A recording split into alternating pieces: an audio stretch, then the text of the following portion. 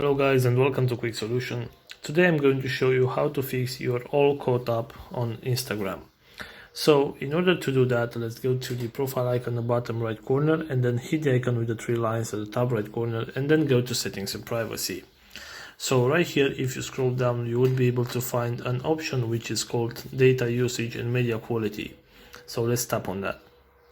Right here you will see that there is an option data saver, and if you have that toggled on, just make sure that you have that you toggle off that option, because if you toggle that on, it means that if there are some posts which request a lot of data in order to open them or to see them, Instagram may not load that post and you are not able to see them. So just make sure that you toggle this option right here off and then go back and try to refresh your feed.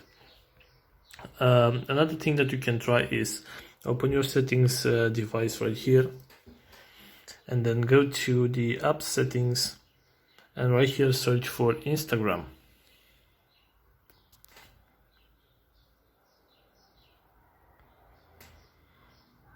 Okay, so I'm going to tap the Instagram app right here and then go to storage, and what you'll have to do is clear data and cache of the application and maybe re-log into your account.